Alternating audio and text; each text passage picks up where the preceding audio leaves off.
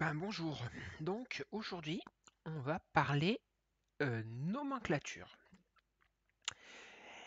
Alors des nomenclatures, il y en a beaucoup, hein, mais en gros, ce qui est intéressant, nous, dans le cadre de la comptabilité, d'une création d'une boîte, de fiscalité ou autre, c'est tout ce qui concerne les nomenclatures d'activité.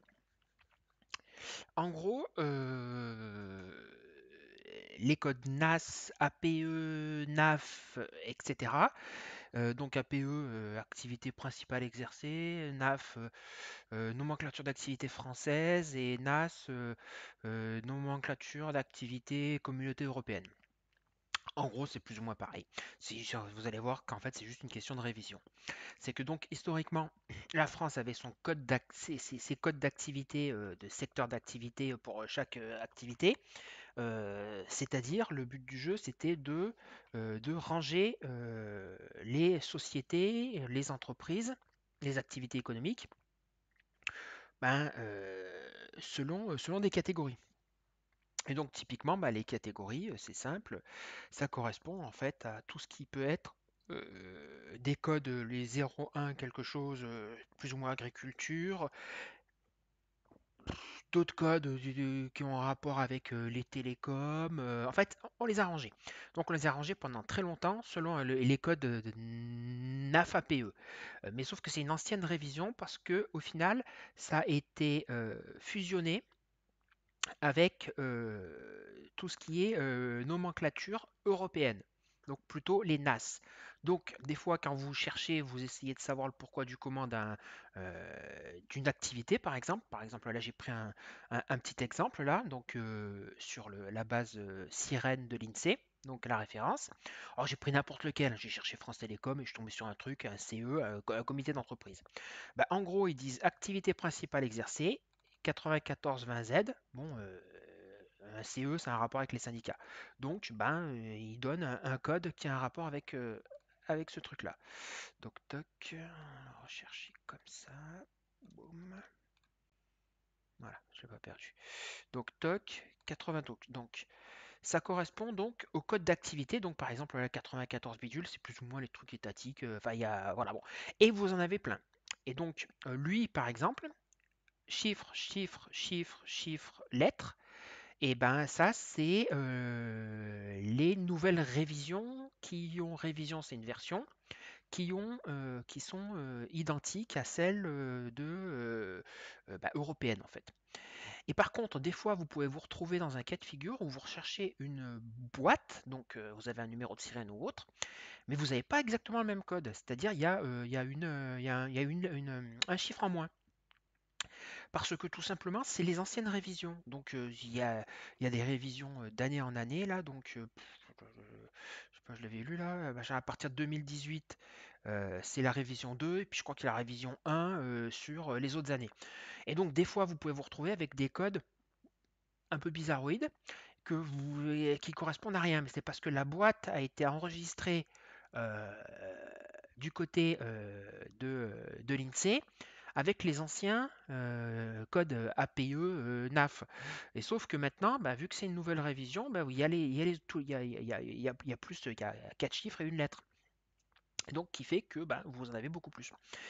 Euh, et, euh, et donc, les nomenclatures d'activités, quand vous faites une création, par exemple, ils vont vous en affecter une pour dire, vous êtes dans telle case. Et donc, que ce soit une entreprise individuelle ou alors une personne physique ou une autre entreprise ou autre, il y a toujours un petit déclaratif et ils vont vous affecter un code d'activité. Et donc, techniquement, vous avez un rapport avec ces codes-là. Donc, vous devez avoir une activité qui a un rapport avec ça. Donc, c'est toujours activité principale.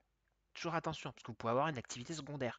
Donc, en gros, c'est l'activité qui vous rapporte le plus de chiffre d'affaires. En théorie, c'est comme ça. Et, euh, et donc, vous avez donc un code d'activité pour numéro de sirène quand vous faites votre création de votre boîte. Ce numéro, ce code d'activité est donc donné par l'INSEE en fonction des informations qu'ils peuvent avoir. Donc, des fois, c'est ce qu'il faut, des fois, c'est pas ce qu'il faut parce qu'ils n'ont pas compris. Et ça peut arriver. Donc la différence entre les codes NAS et les codes NAF, c'est juste des histoires de révision et puis de termes, parce qu'en fait en réalité c'est plus ou moins la même chose. Mais bon, il y en a d'autres qui vous diront que non, mais en fait c'est pareil. Il n'y a pas de différence notable. L'impact. L'impact, c'est quand même assez important parce que ça va avoir directement un impact sur la convention collective. C'est-à-dire, vous avez votre activité, vous partez tout seul par exemple. Vous définissez, alors soit dans les statuts, soit un descriptif sur guichet entreprise quand vous faites votre création, et donc ils vont vous affecter un code d'activité. Ce code d'activité induit une convention collective. Alors qu'est-ce que c'est les conventions collectives? En fait, c'est les espèces de règles qui vont dépendre de certaines branches d'activité au niveau français, et les règles sociales vont dépendre de ça. Donc, c'est-à-dire, si vous avez un salarié, c'est cette convention collective qui va s'appliquer. Et donc, en fait, c'est sous les espèces d'avantages, il y a des règles, etc., mais qui font que par secteur d'activité, il peut y en avoir divers. Parce que typiquement, la convention collective, je sais pas moi, dans le domaine de l'art, de la culture, etc., c'est pas la même chose que dans le BTP. Dans le BTP, il y a les paniers de nuit, des trucs, et puis dans le domaine de l'art, et ben, ça rentre, ça sort. C'est pas exactement la même chose. Donc les contrats de travail, ça peut avoir un impact. Et donc c'est quand même assez important d'avoir un code d'activité qui est à peu près carré et qui justement qui est raccord avec la réalité de votre activité pour que, in fine, si vous avez des salariés à un moment, ou alors même si vous vous salariez vous-même, que ça cadre et que ça colle, moi, tout simplement. APRM NAFA, alors ça c'est le truc assez rigolo, parce que quand vous faites votre création, donc vous dites quelle est votre activité. Mais des fois, surtout pour justement ce qui a un rapport avec les APRM, là, vous allez dépendre de la chambre des métiers. Et là, d'un seul coup, si vous dépendez de la chambre des métiers, il y a des règles qui sont justement définies par chambre artisanale, etc., pour vérifier que vous avez le droit d'avoir cette activité. Par exemple, vous faites une boîte et puis vous vous déclarez comme charpentier, eux, ils vont vérifier. Parce que vous ne pouvez pas vous bombarder, voilà, en couverture, etc. Je suis charpentier, point barre. Non, non, ils vont regarder si vous avez bon diplôme, si vous avez fait les bonnes études, si vous avez de l'expérience, etc. Et après, ils vont pouvoir vous dire, ok, parce que vous faites votre création, guichet entreprise, POF ou leur CFE, enfin anciennement CFE, pouf, le dossier est envoyé à la chambre des métiers parce que le numéro de sirène cadré, avec justement ça, la PRM, qui est registre des métiers, mais c'est pareil que le NAFA en fait, nomenclature d'activité française de l'artisanat. Et donc, tous ces numéros de cette nomenclature NAFA, PRM, c'est la même chose, dépendent de la chambre des métiers. La chambre des métiers fait une vérification pour savoir si vous avez le droit de bosser ou pas dans cette activité-là. Donc, de tête, je crois que c'est une histoire de 2 ans d'expérience ou même un petit peu plus. Et puis, il faut avoir le CAP bidule. Enfin bon, voilà. En gros, ils vont vous demander des pièces justificatives pour pouvoir vous affecter le code NAS. Sinon, le dossier va bloquer et ils vont attendre que vous ayez fini vos études. Voilà. En gros, c'est ça. Donc, typiquement, le code NAS est assez important pour la création parce que vous allez dépendre de tel ou tel truc. Et puis c'est à peu près la même chose aussi pour les professions libérales. Enfin, c'est pas exactement parce qu'il n'y a pas de code normé pour les professions libérales. Mais ça, c'est normal parce que profession libérale, c'est le bousou. Et donc, comme vous pouvez voir, les codes, toc toc, il y a 4 chiffres. 1, 2, 3, 4.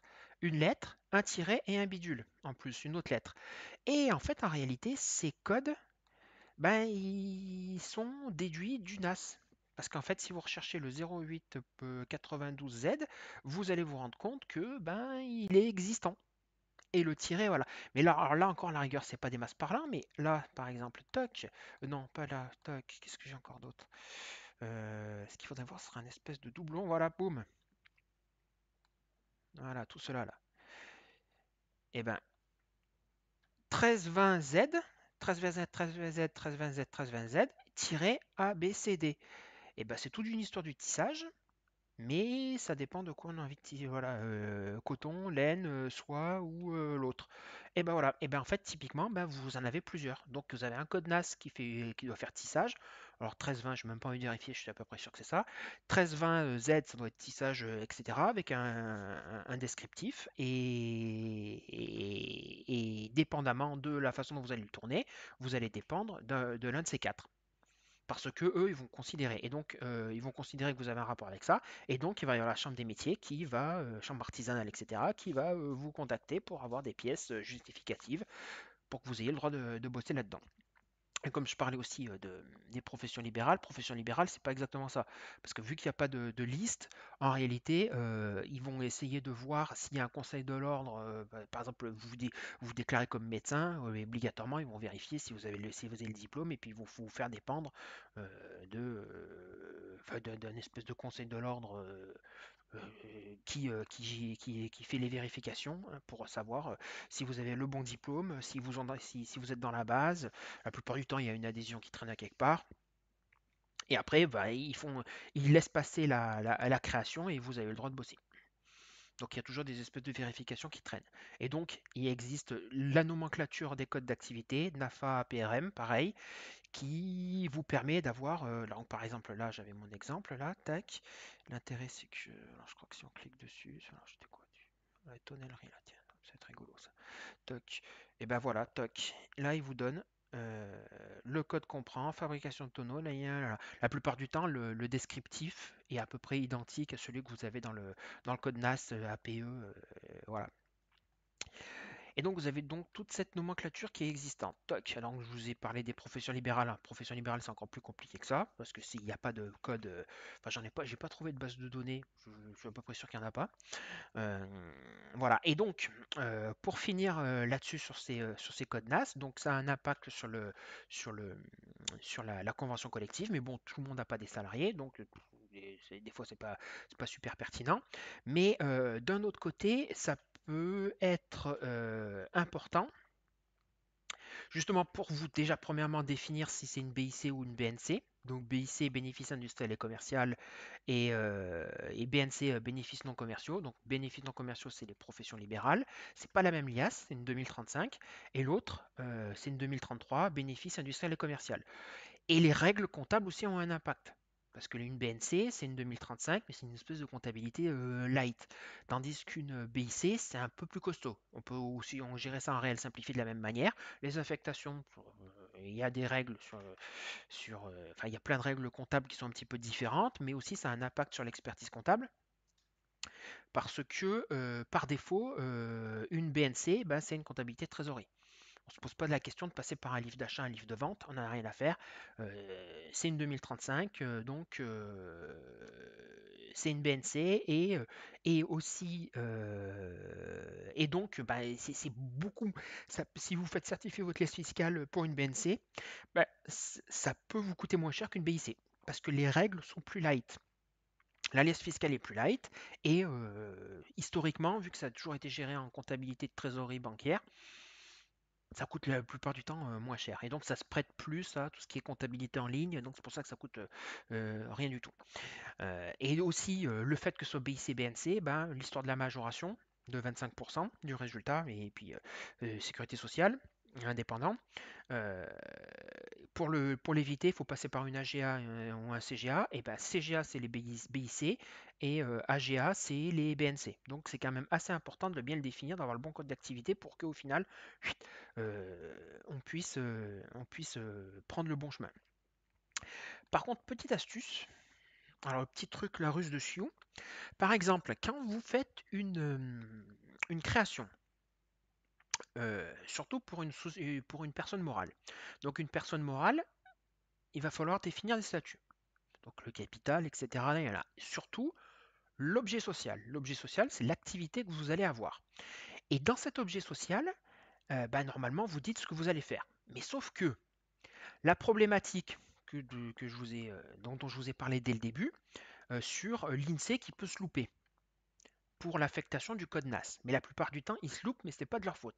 Parce que vu que c'est le droit des contrats, vous avez à peu près le droit de mettre ce que vous voulez, donc activité principale, secondaire dans vos statuts.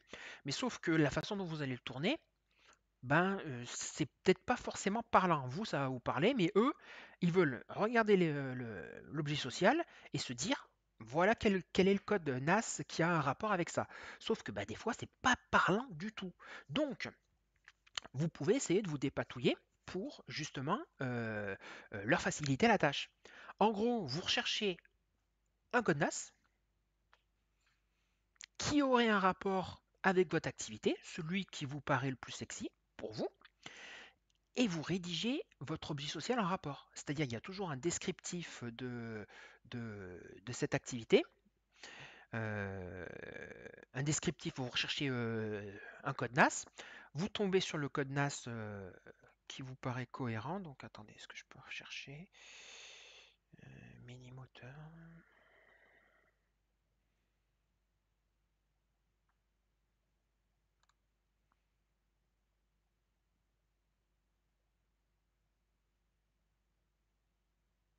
Ouais, ça rame la mort.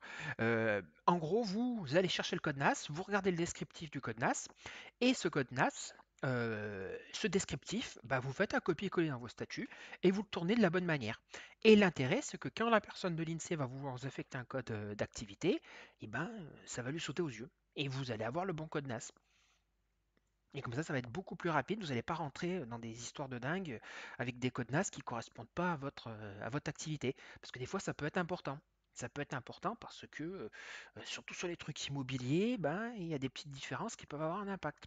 Alors, je ne vais pas rentrer là-dedans, mais il y a pas mal de trucs qui peuvent avoir un impact sur votre fiscalité parce que vous avez mal tourné l'activité, le descriptif dans l'objet social. Voilà, bon, bah, ce site il rame la mort, l'INSEE aujourd'hui, donc ça marchera pas. Donc, qu'est-ce que je disais d'autre? Tac. Astuce statut, ben non, bah ça on est bon. Je vois pas d'autres choses à dire sur les codes NAS. Donc APRM, ok, NAFA, lana, donc il n'y en a pas pour les professions libérales. Statut. Donc statut, faites gaffe quand vous faites vos statuts, vous recherchez bien votre code NAS et vous aurez tout gagné. Ok, parfait. Ben, on se dit mardi. Allez.